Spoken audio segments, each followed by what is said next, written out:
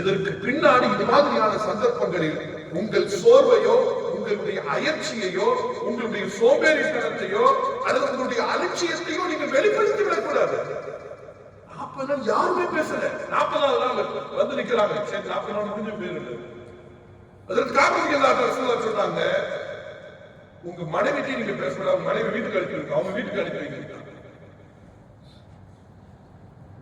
மனைவி வீட்டுக்கு அனுப்பி உலகத்தில் தண்டம் தனியராக இருக்கிறார்கள். காபிரதி எல்லாரும் தண்டம் தனியராக இருக்கிறார்கள். 50வது நாள் நைட்ல வகி அறிவிச்சு وعلى الثلاثة الذين خلفوا حتى إذا ضاقت عليهم الأرض بما رحبت وضاقت عليهم أنفسهم وظنوا أن لا ملجأ إلى الله. 3 பேர்கள் பிந்தி போன அந்த 3 பேருடைய விஷயத்தில் குர்ஆனுடைய ஆயத்தை அறிவிச்சு. அவங்களுக்கு என்ன ஆகி போச்சு? அந்த பூமி அவங்களுக்கு சுருங்கி போச்சு, நெருக்கடி ஆயிடுச்சு, அவ்வளவு கஷ்டம். ஆனால் அல்லாஹ் அவருடைய பாவங்களை மன்னித்து விட்டதாக 50வது நாள் வசனம் இறங்கிச்சு. 50வது நாள் வசனம் இறங்கிச்சு.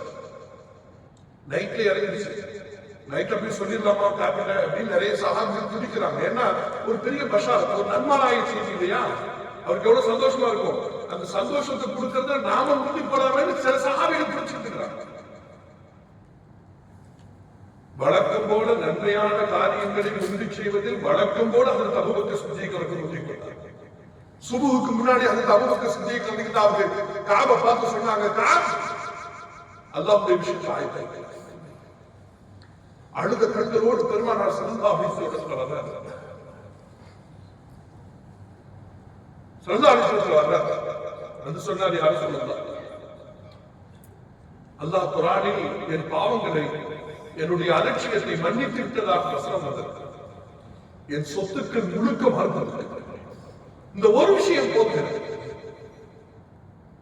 இறைவனின் சன்னிதானத்தில் என் தவறுகள் எல்லாம் மன்னிக்கப்பட்டு அல்லாஹ்வுடைய ரிவா எனக்கு கிடைத்து விட்டது. கடந்த நாட்களில் சமூகம் என்னை உதறியது, என் மனைவி என்னை உதறினார், சமூகத்தால் நான் புறக்கணிக்கப்பட்டேன், ஓரம் கட்டப்பட்டேன், பல்வேறு வகைகளில் நான் அவமானத்தை தாங்கிவிட்டேன். இதுவெல்லாம் பெரிதில்லை, அல்லாஹ் என்னை மன்னித்து விட்டதாக சொன்னார். இதற்காக என் சொத்துக்கள் முழுக்க மார்க்கத்திற்கு தருகிறார். அந்த ஒற்றை மனிதரை வைத்து இந்த உலகுக்கு ரசூலுல்லாஹி ஸல்லல்லாஹு அலைஹி வஸல்லம் பாடம். இந்த சஹாபிகள் இருக்கிறாங்க, அவங்க ஒரு நம்முடைய ஈமானுக்கு ஒரு ஆன்டிவைரஸ் மாதிரி.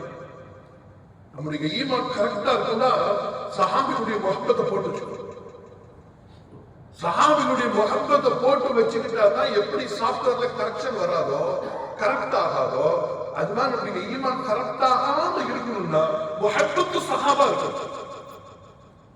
முஹப்பத்து சஹாபா. சஹாபிகளுக்கு அது தெரியுமா, இது தெரியுமா, மார்க்கம் அவர்களால் தான் இப்படிலாம் பேசுறவங்க இருக்கிறாங்க. அல்லாஹ் பாதுகாப்பு. அந்த கூட்டத்திலிருந்து அல்லாஹ் நம்மை எல்லாம் பாதுகாப்பு. அவங்களுடைய மரியாதையை நம்ம புரிஞ்சுக்கணும், அவங்களுடைய வாழ்க்கை என்ன நமக்கு தெரிஞ்சுக்கணும். அங்கு ஸல்லல்லாஹு அலைஹி வஸல்லம் பத்தி எவ்வளவு விஷயங்களை அவங்க பதிவு செஞ்சிருந்தாங்க. ரசூலுல்லாஹ்வை பத்தி இந்த சமூகத்திற்கு சில செய்திகள் தெரிகின்றன என்றால் அதுக்கு யாருக்கு காரணம்? ரசூலுல்லாஹ்க்கு எந்த சாப்பாடு பிடிக்கும், ரசூலுல்லாஹ் எப்படி நடப்பாங்க, ரசூலுல்லாஹ்வுடைய முடி எப்படி இருக்கும், ரசூலுல்லாஹ்வுடைய கண்களின் உருவம் எப்படி இருக்கும், அவர்கள் பயன்படுத்துகிற பொழுது பெருமாள் ஸல்லல்லாஹு அலைஹி வஸல்லம் தலைமுடிக்கு சொறிவதற்காக ஒரு சின்ன குச்சி வச்சிருப்பாங்க. அந்த குச்சியினுடைய நீளம் என்ன, அகலம் என்ன, சஹாபிகளின் அறிவு. தொழுகிற பொழுது காற்றில் பெருமானாரின் தாடி அசையும். அப்படி அசைகிற நேரத்தில் இங்க எவ்வளவு தாடி இருக்கும், இங்க எவ்வளவு தாடி இருக்கும், சஹாபிகள் ரசூலுல்லாஹ் நகை வெட்டும் போது எப்படி ஆரம்பிச்சு எப்படி முடிப்பாங்க, சஹாபிகள் இருக்கிறாங்க. நடக்கின்ற பொழுது பெருமானாரின் தோரணை எப்படி இருக்கு, சஹாபிகள் இருக்கிறாங்க. சாப்பிட்டு இருக்கிற பொழுது ஸல்லல்லாஹு அலைஹி வஸல்லம் உணவருந்துகிற இடத்தில் நபி ஸல்லல்லாஹு அலைஹி வஸல்லம் அவர்கள் எவ்வளவு பண்பாடுகளோடு நடந்து கொள்வார்கள். மாஆத ரசூலுல்லாஹி ஸல்லல்லாஹு அலைஹி வஸல்லம் தஆமல் கத். பெருமானாருடைய இயல்பு என்ன தெரியுமா? அவர்களுக்கு முன்னால் வைக்கப்பட்டிருக்கிற உணவை பெருமானார் அவர்கள் ஒருபோதும் குறை சொல்லி இருக்கிறார். இனிஷ்டஹாஹு அக்கலா வைன் கலிஹு தரகா. விரும்பினா சாப்பிடுவாங்க, வேண்டாம்னா வேண்டாம்னு சொல்லிட்டாங்க. இதுல அப்படி இருக்குது, இப்படி இருக்குது, அப்படி இருக்கு, இப்படி எந்த குறையும் சொல்றாங்க. இது ரசூலுல்லாஹ்வுடைய இயல்பு. அன்பிற்குரியவர்களே, எல்லா விஷயங்களையுமே அந்த சஹாபிகள் நமக்கு அறிவித்து தந்தார். அந்த சஹாபியுடைய இலக்கு என்ன தெரியுமா? அல்லாஹ்வும் ரசூலும் நம்மள பொருந்திக்கணும். இந்த சஹாபியுடைய உயர்ந்த இலக்கு அல்லாஹ் ரசூலும் நம்மள பொருந்திக்கணும். இந்த ஒண்ணு போதும், இந்த ஒண்ணு போதும். அதற்கு அபூ உபைதா ரலியல்லாஹு தஆலா ஒரு சஹாபி, அபூ உபைதா, அவங்க பத்ர் யுத்தத்துல கலந்துட்டாங்க. பத்ர் யுத்தம் எப்படி நடந்துச்சுன்னா, முதல்ல ஒத்தக்க ஒரு ஆளுக்கு ஒரு ஆள். அதற்கு அலி ரலியல்லாஹு அன்ஹு, அதற்கு அபூ உபைதா ரலியல்லாஹு அன்ஹு, அதற்கு ஹம்ஸா ரலியல்லாஹு தஆலா, இந்த மூணு பேரும் இருக்கிறாங்க. ஹம்ஸா ரலியல்லாஹுக்கும் அலி ரலியல்லாஹுக்கும் யார் எதிராக இருந்தாங்களோ அவங்க ரெண்டு பேரும், இவங்க ரெண்டு பேரும் வீழ்த்திட்டாங்க. ஆனா அபூ உபைதாவுக்கு ஷைபா எதிராக இருந்தாங்க. ஷைபாவை அபூ உபைதா வீழ்த்த முடியல, கொஞ்சம் கஷ்டம். ஷைபா என்ன பண்ணிட்டான் அப்படின்னா, அபூ உபைதா அவருடைய காலை வெட்டிட்டான், துடிச்சு விழுந்துட்டாங்க. ரத்தம் சொட்ட சொட்ட களத்துல இருக்கிறாங்க. யாரு? அபூ உபைதா ரலியல்லாஹு தஆலா விழுந்துட்டாங்க. நபிகள் நாயகம் ஸல்லல்லாஹு அலைஹி வஸல்லம் இடத்துல அவங்க தூக்கிட்டு வராங்க சஹாபா. அபூ உபைதா ரலியல்லாஹு கால் வெட்டப்பட்டு ரத்தம் சொட்ட சொட்ட பெருமானார் ஸல்லல்லாஹு அலைஹி வஸல்லம் முன்னாடி வந்து அவர்கள் இருக்கிற பொழுது நபி ஸல்லல்லாஹு அலைஹி வஸல்லம் ரொம்ப ஆறுதலோடும் நெகிழ்ச்சியோடும் அபூ உபைதாவை பார்க்கிறாங்க. அவங்களுடைய இன்னொரு தொடையில கையை வச்சுக்கிட்டு அவங்களுடைய தலையில ஒட்டி இருக்கிற மண்ணெல்லாம் தடை விடுறாங்க. யாரும் ரசூலுல்லாஹ் தடை, அவங்களுடைய நெத்தியில் இருக்கக்கூடிய காயங்களை எல்லாம் அப்படியே தடை விடுறாங்க. பெருமானார் ஸல்லல்லாஹு அலைஹி வஸல்லம் இந்த செயலை செய்யும் போது அபூ உபைதா ரலியல்லாஹுடைய முகமும் ரசூலுல்லாஹுடைய முகமும் அவ்வளவு நெருக்கமா இருக்கு, அவ்வளவு நெருக்கமா இருக்கு. பெருமானாரை, இந்த செயல் செய்து கொண்டிருக்கிற பெருமானாரை அதற்கு அபூ உபைதா ரலியல்லாஹு ரொம்ப ஏக்கத்தோடு பார்க்கிறாங்க. பார்த்துட்டு கேட்டாங்க, அத்தருணா யா ரசூலுல்லாஹ், யா ரசூலுல்லாஹ் என்ன நீங்க பொருந்துகிறீங்களா? அத்தருணா யா ரசூலுல்லாஹ், என் செயல் அல்லாஹ்வுக்கும் ரசூலுக்கும் திருப்தியை தருகிற செயலாக ஆகிவிடுமா யா ரசூலுல்லாஹ் அப்படின்னு கேட்கிறாங்க. இதை கேட்க உடனே ரசூலுல்லாஹ்வுடைய கண்கள்ல கண்ணீர் வெளிய ஆரம்பிச்சு. அந்த கண்ணீரோட சொன்னாங்க, நஅம் யா உபைதா, எவ்வளவு பெரும் தியாகம் செய்திருக்கிறாய், மார்க்கத்திற்காக எவ்வளவு பெரும் தியாகம் செய்திருக்கிறாய்.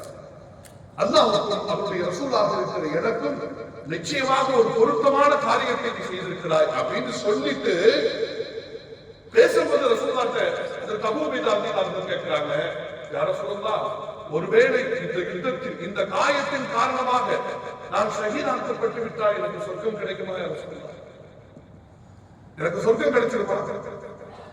அப்பதான் ரசூலுல்லாஹி ஸல்லல்லாஹு அலைஹி வஸல்லம், அல்லாஹ்வுடைய நீதி ஷஹீதுக்கு, இறைவா உன்னை சாட்சியாக வைத்து நான் சொல்கிறேன், இவரை நான் பொருந்திக் கொண்டேன், இவரை நீயும் பொருந்திக் கொள்வாய்.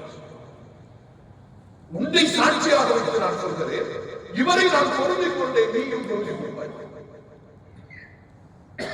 வாழ்க்கையில எதை இலக்காக வைத்துக் கொண்டு வாழ்வை எவ்வளவு அர்த்தபூர்வமாக அவர்கள் கழித்துக் கொண்டார்கள்.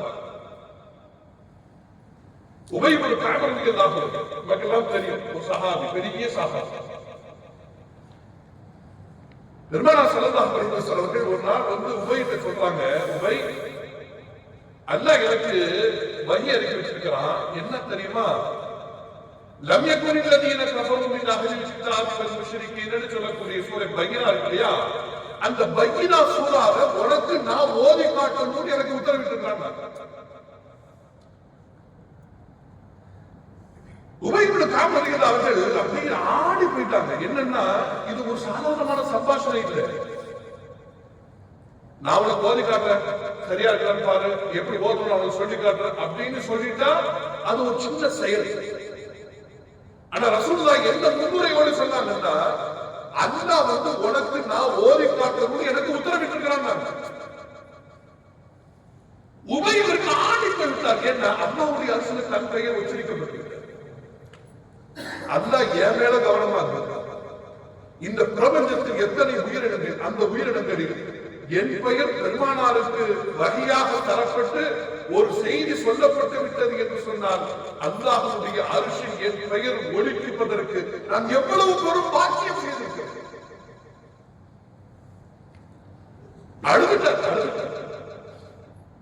அன்பிற்குரியவர்களே, அந்த சஹாபிகளுடைய உள்ளம் அப்படித்தான். அல்லாஹ்வுக்காகவும் அவருடைய ரசூலுக்காகவும் எதையும் இழப்பதற்கு அவர்கள் தயாராக, எதையும் இழப்பதற்கு அவர்கள் தயாராக. ஒரு சஹாபி இருந்தார், சுஹைப் இப்னு சினான் மக்காவுல. நீங்க மதீனாவுல சஹாபிகளுடைய அபூ அய்யூப் அன்சாரி, சஅத் இப்னு முஆத், சஅத் இப்னு ஸராரா அவருடைய வாழ்க்கையெல்லாம் நீங்க அபூ ஹுரைரா அந்த மாதிரியான வரலாறுகள்லாம் நீங்க பார்த்தீங்கன்னா அது ஒரு 4 தொடர் போகும். அவ்வளவு சஹாபிகளுடைய அன்பு கொப்பளிக்கிற வரலாறு இதெல்லாம் கேட்கணும், வீட்டுல பார்க்கணும், படிக்கணும், பிள்ளைகளுக்கு சொல்லிக் கொடுக்கணும். இன்னைக்குள்ள பிள்ளைகளுக்கு, நம்முடைய பிள்ளைகளுக்கு சஹாபிகளுடைய வரலாறுகளை சொல்லிக் கொடுக்கணும். சின்ன சின்ன வரலாறுகளாக, சின்ன சின்ன கதைகளாக அவர்களுக்கு சொல்லிக் கொடுக்கணும். சஹாபிகளின் மீது முஹப்பத்தை ஏற்படுத்துவது அவருடைய மார்க்கம் பாதுகாப்பாகவும் உயிரோட்டமாக இருப்பதற்கு உதவும். ரொம்ப பெரிய வேலை. அவர்களுக்கு அழகான உணவுகளை தருகிறோம், உயர்ந்த ஆடைகளை வழங்குகிறோம், மார்க்க ரீதியாக என்ன கொடுக்கிறோம் அப்படின்னா குர்ஆனை கற்றுக் கொடுக்கிறதோட, ரசூலுல்லாஹ்வுடைய முஹப்பத்தை கற்றுக் கொடுக்கிறதோட, சஹாபிகளை பற்றிய அந்த அகீதாவை கற்றுக் கொடுக்கிறோம். ஏன்னா வரக்கூடிய தீய சக்திகள் சஹாபிகளின் மரியாதையை மனதிலிருந்து எடுப்பதிலிருந்து வருகிறது. ஏன்னா பின்வாசல் வழியாக தான் வர முடியும். அல்லாஹ் இல்லைன்னா பிரச்சனையை கிளப்பிடுவாங்க. ரசூலுல்லாஹ் மேல பிரச்சனை, சஹாபிகளை பற்றி கொஞ்சம் மரியாதை குறைவா மனசுல உருவாக்கிட்டார், அதன் வழியாக ரசூலுல்லாஹ் கொண்டு வந்தோம். ஒரு பெரும் திட்டமிடல் நடக்கிறது, ஒரு பெரும் சதி நடக்கிறது. மார்க்க ரீதியாக மனதில் இருக்கிற அந்த மார்க்க உணர்வுகளை குறைப்பதற்கு ஒரு பெரும் சதி இருக்கிறது. அதனால ரொம்ப பாதுகாப்பாக. சுஹைப் இப்னு சினான் ஒரு சஹாபி, அவர் வந்து ரோமாபுரிக்கார். மக்காவுல வந்தார், பெரும் வியாபாரி, gold super area, gold souk தங்க கடைகள், அது மாதிரி ஒரு தங்க வியாபாரியாக மாறினார். ரோமாபுரியில வந்து மக்காவுல வந்து ஒரு பெரும் பொற்கொள்ளராக தங்கங்களை கட்டி கட்டியா கிலோ கிலோவா விற்று பெரும் வியாபாரியாக மாறினார். ஹிஜ்ரத்துடைய காலம், ஹிஜ்ரத்துக்கு போகும், பெரும் சொத்து இருக்கு, எதிரிகள் எல்லாம் அவரை இடைமறிக்கிறார், குறைஷிகள் தான் இடைமறிக்கிறார். போகக்கூடாது, விட மாட்டேன். ஏன்னா இந்த சொத்துக்களை எல்லாம் நீ மதீனாவுக்கு கொண்டு போய் ரசூலுல்லாஹ்வை கொடுத்தீங்கன்னா அது இஸ்லாத்துக்கு பலமாக மாறிடும், இஸ்லாத்துக்கு பலமாக மாறிடும், எங்களை அடிப்பதற்கு உன்னுடைய பொருள் எல்லாம் உதவியாக மாறும், அதனால உன்னை விட மாட்டோம், உன்னுடைய சொத்துக்கள் எல்லாம் விட மாட்டோம் அப்படின்னு. அப்ப சுஹைப் இப்னு சினான் சொன்னாரு, மக்கள்கிட்ட பார்த்து சொன்னாரு, இந்த பாரு எனக்கு வில் வித்தை தெரியும், அம்பு எறிய தெரியும், மல்யுத்தம் எனக்கு தெரியும், தனித்தனியா சண்டை போடாத கூட ஒன்னா வீழ்த்திடுவேன், அம்பு எறிதல்ல என்ன அடிச்சுக்கிறதுக்கு ஆளுல உனக்கு என்ன தெரியும். அப்ப அவனுக்கு சொன்னாங்க, இந்த மாதிரி உனக்கு சண்டை போடுறதுக்கு நாங்க வரல, நீ எங்கெங்கெல்லாம் சொத்தை வச்சிருக்கிறியோ, உன்னுடைய சொத்துக்களை எங்கெங்கெல்லாம் திரட்டி வச்சிருக்கிறியோ அதை மட்டும் எங்கிட்ட கொடுத்துட்டா நாங்க ஒண்ணு விட்டுறோம். நீ ஹிஜ்ரத்துக்கு போறது பிரச்சனை இல்லை, மதீனாவை நோக்கி போறது எங்களுக்கு பிரச்சனை இல்லை, ஆனால் இந்த சொத்துக்களோட போறதுதான் பிரச்சனை. ஒரு திரண்ட சொத்துங்க, பயங்கரமான சொத்து. புறப்படுற நேரத்தில் கேட்கிறாங்க, அவர் சொன்னாரு, இந்த பாரு இப்ப இவ்வளவு பொருள் வச்சிருக்கா வச்சுக்கோ, என்னுடைய ஒட்டுமொத்த சொத்துக்கள் இன்னாரத்தில் இன்ன வீட்டில் இன்ன இடத்தில் குவிக்கப்பட்டிருக்கு, களஞ்சியங்களில் இருக்கு, கருவூலங்களில் பாதுகாப்பா வச்சு இந்த அட்ரஸ் தான். வேற என்ன வேணும், வேற என்ன வேணும், இல்ல இந்த குதிராது இதெல்லாம் சொல்லணும், எதை வேண்டுமானாலும் வைக்க. அவர் மக்காவில இருந்து புறப்பட்டு ஒரு பெரும் செல்வந்தர், கிட்டத்தட்ட ஒரு கோடி கோடியாக வச்சிருந்தவர், ஒரு 10 ரூபாய் காசு மாதிரி வச்சுக்கிட்டு மதீனாவுல போறாரு, ஒன்றுமே இல்லாத நிலையில போறாரு, மதீனாவுக்கு போயிட்டார். ரசூலுல்லாஹி ஸல்லல்லாஹு அலைஹி வஸல்லம் அவர்களுக்கு இவர் வருகிற செய்தி தெரிந்து மஸ்ஜிது நபவியில் அவர் வந்து நுழைந்ததும் நபிகள் நாயகம் ஸல்லல்லாஹு அலைஹி வஸல்லம் முகத்தில் புன்னகை படர எழுந்து சுஹைப் இப்னு சினான் ரலியல்லாஹு அன்ஹு வரவேற்றார். வரவேற்றதோடு சொன்னார்கள், சுஹைப் எவ்வளவு அருமையான வியாபாரம் செஞ்சுட்டு வந்திருக்கிறார், எவ்வளவு லாபகரமான வியாபாரம் செஞ்சுட்டு வந்திருக்கிறாங்க, எல்லாத்தையும் கொடுத்துட்டு வந்திருக்கிறார். ஆனா ரசூலுல்லாஹ் சொன்னாங்க, எவ்வளவு அருமையான வியாபாரம் செஞ்சுட்டு வந்திருக்கிறார் அப்படின்னு சொல்லிட்டு ஸல்லல்லாஹு அலைஹி வஸல்லத்தை வாழ்த்தி வரவேற்று அமர வைக்கிற பொழுது அல்லாஹ்வின் புறத்திலிருந்து ஒரு வசனம் இறங்கியது. வமினன் நாஸி மன் யஷ்தரி நஃப்ஸஹு